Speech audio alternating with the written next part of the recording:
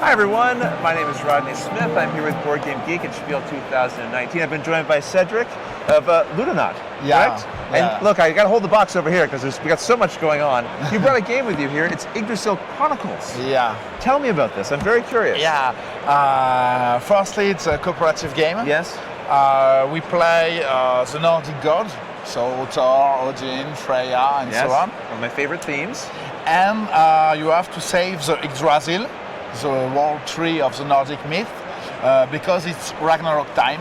Right. And so the enemies, so Surt, Elf, Fenrir, Loki, Nidhogg, and Jormungand, Yes. Good job. to be exhaustive, attacked the world, Right. the 9 world, and you have to defend the world, the 9 world. Firstly, it's a cooperative game with scenario and with a campaign mode. Is that what we call it? Chronicles? Is it ongoing it's tale chronicle, here? yeah. And we have to play with these 3, but Yeah, here, let's especially with this. overhead a bit. This Now, are book. there spoilers in here? No. No? Okay. So go ahead, if you want to show something Yeah. in the book, we can. For the beginning, for learn the game, Yes.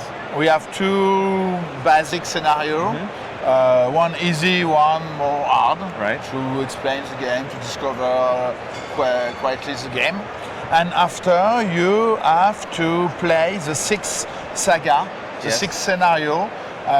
It's the 6 real steps of the Ragnarok in the mythology. Right. So firstly, Balder assassination, Fimbulvert, Attied's Skull have to eat the moon and the sun, and so on.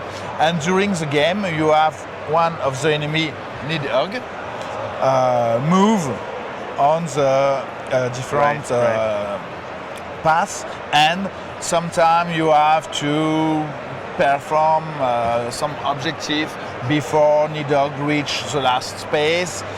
Sometimes you have to wait and to survive until Nidhogg go here to turn a page. So during the game, and for me it's important because it's the mechanism who tells the story of the Nordic myth. Well, we have a few quantity of text. Yes. It's for me it's a mechanism who tells you the story. Right. And so it fits with the theme of what's going on. Yes. Okay. And so you, without spoil, move quickly. Sure. You turn the page, and the goal is to reach the last page, to succeed and to win the game. Well, we've got too much awesome stuff here. We have to talk a little bit about what's going on here, right? Yeah. So maybe, I know we can't get into all of the rules here, but give me a little overview of what's happening, generally speaking. Generally, there's 2 important things. Firstly, each player plays a god with 6 enemy cards. Sure. Yeah. 1 for each enemy. Right. And at your turn, typically, you can choose the order of the turn, whatever. But at your turn, you reveal 1 enemy card. If this enemy is not on the table, just to put the card and you perform your action. If this enemy is already on the table. Right. Here, let's move it a little bit over here to the side. Maybe. Here. There we go, yep. So this enemy performs his action. Each god take his card down the deck. So you can imagine Surt is here, so not here. So you have to speak, okay, so it's my turn because Surt is inside in the bottom of my deck and so on. And after you have to play on the tree. So when the enemy can move, can turn can add some, I think on the top camera is not good, but if you can you can put some. The camera over here can see as well. Right. So fire can go up the tree. Yes, and this is the strength of Surt. Yes. So you can directly show the strength of Surt. Yes. If there are 2 enemies on the same world, you have to destroy temporarily this world. Of course, you can after go on this world to heal this way. This is also the barrel of the Fenris jail. Yes. So the strength of Fenris improve during the game, increase during the game. And so as these are removed, it's like freeing him. Yes. Oh, I see. Okay. And so each enemy are a special way of playing and give you a special feat, and you have to prevent him, because if an enemy have to do something and he cannot, you lose again. Okay. So for example, if Surt is here and he have to move on, you lose again. So you have to go here, defeat Surt to move back his world.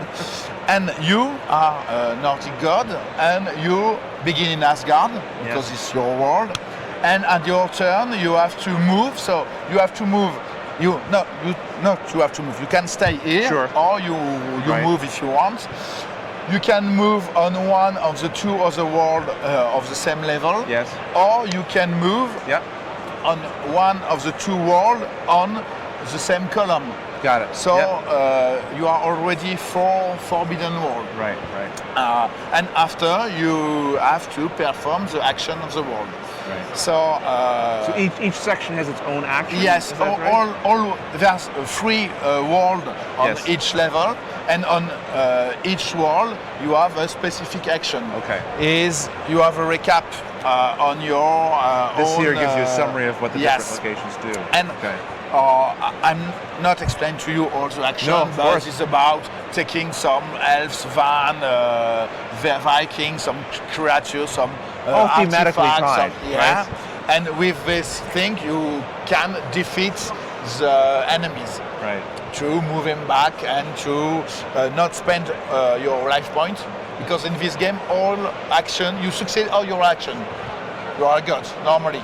But in the Nordic myth, the gods are mortal, so you can lose a life point, and if you lose your last life point, then you also lose the game. You die, and the game is lost.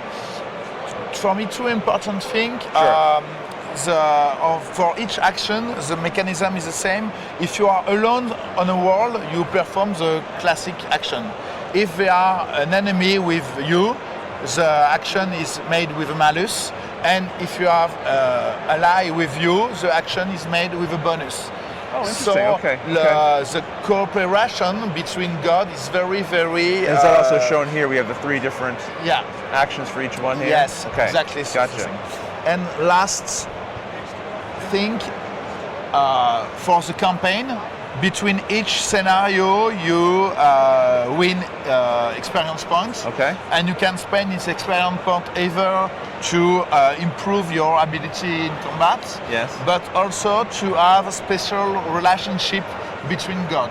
So perhaps we are brother in arms, so if we fight a monster on the same world, you can help me and roll the dice with me. Or perhaps with another player, I'm a fellowship companion, and I can move directly on his world, and so on.